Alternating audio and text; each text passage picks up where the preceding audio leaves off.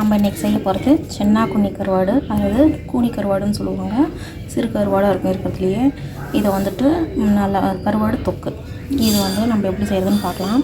தேவையான பொருட்கள்லாம் எடுத்து வச்சுக்கிட்டேன். 2 தக்காளி பழம், இஞ்சி பூண்டு நசுக்குனது, 1.5 வெங்காயம், 1.5 கைப்பிடி சின்ன வெங்காயம் முறிச்சு நறுக்கி வச்சிட்டேன். கருவேப்பிலை 2 கொத்து. அதுக்கப்புறம் நான் வந்து ஒரு 1/4 கிலோவுக்கு வந்துட்டு 1/4 கிலோ கம்மியாக வந்து 200 கிராம் வச்சுக்கோங்க. 200 கிராம் சின்ன கூனி கருவாடு எடுத்து கழுவி நல்லா 3 டைம் கழுவிட்டு மஞ்சள் தூள், உப்புத்தூள், மிளகாய் தூள் போட்டிருக்கேன்.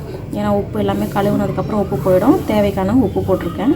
பார்த்தீங்கன்னா நீங்கள் டேஸ்ட்டுக்கு சேர்த்துக்கோங்க. தொக்குக்கு என்னன்னாக்கா இந்த மாதிரி கருவாடை வறுத்து வச்சிட்டேன்.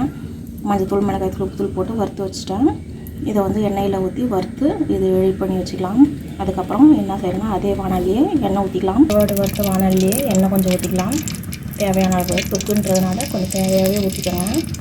எண்ணெய் காஞ்சிடுச்சு. நான் வந்துட்டு தேவையான அளவு வெந்தயம் கொஞ்சம் சேர்த்துக்கிறேன். நல்லா செம்ம டேஸ்ட்டாக கொடுக்கும். வெந்தயம் பொரிச்சதுக்கப்புறம் தேவையான வெங்காயத்தை அதில் போட்டுக்கலாம். வெங்காயம் போட்டு அதை நல்லா வதக்கலாம். நல்லா வதக்கிக்கலாம். வெங்காயம் பச்சைவாடை போகிற வரைக்கும் நல்லா வதங்கின பிறகு இஞ்சி பூண்டு சேர்த்துக்கலாம். வெங்காயம் டேஸ்ட்டு கொடுக்கும். அதனால் சின்ன வெங்காயம் கொஞ்சம் வீட்டோடு சேர்க்கணும். அது உடம்புக்கு நல்லது. அது டேஸ்ட்டாக கொடுக்கும். அதுக்கப்புறம் இஞ்சி பூண்டு இடிச்சு சேர்த்துட்டேன். இது நல்லா வதங்கிட்டோம். நல்லா அந்த பச்சை வாடை போகிற வரைக்கும் இப்போ தக்காளி சேர்த்துக்கலாம். அரைஞ்சி வச்ச 2 தக்காளி அது நல்லா பச்சை வாடை போகட்டும். நல்லா வதக்கிக்கலாம். தக்காளி வதங்கிட்டுங்க. நல்லா வதங்கிட்டு அப்பப்போ கிளறிடுங்க. நல்லா அடிச்சுடுங்க. தக்காளி நல்லா கிண்டி வந்துடுச்சுங்க. நல்லா வதங்கினதுக்கப்புறம் இப்போ தொக்குக்கு தேவையானது போட்டுக்கலாம்.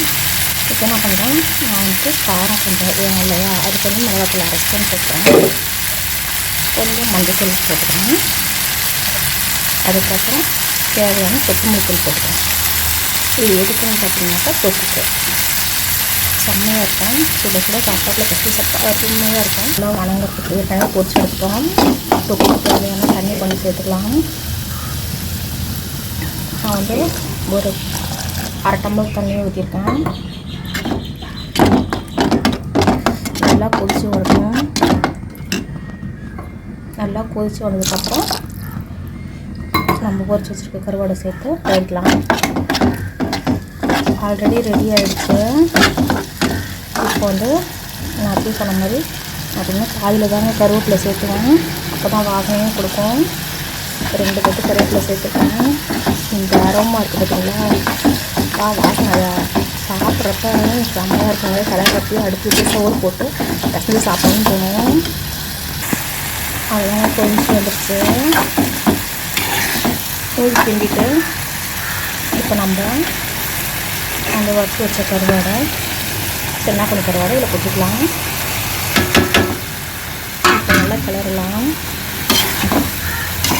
பாருங்கள், லோ ஃப்ளேமில் வச்சுக்கலாம். பாருங்கள், நல்லா கொட்டிட்டேன். நல்லா வணங்கிட்டுருக்கு. அடியோடு கிளறுங்க. அப்போ தான் கருவாடு கொஞ்சம் முழுசாகவும் இருக்கும். இல்லை ரொம்ப உடஞ்சி போன மாதிரி ஆகிடும். லோ ஃப்ளேமில் வச்சு ஒரு 5 நிமிஷம் வேகட்டும். அப்புறம் சுவையான இந்த சென்னாக்குன்னி கருவாடு தொக்கு ரெடிங்க. வாங்க சாப்பிட்லாம். யாரும் லைக் பண்ண மாட்டேங்கிறீங்க, சப்ஸ்கிரைப் பண்ண மாட்டேங்கிறீங்க. Please like and subscribe. கருவாடு தொக்கு ரெடி ஆகிடுச்சு. வாங்க சாப்பிட்லாம்.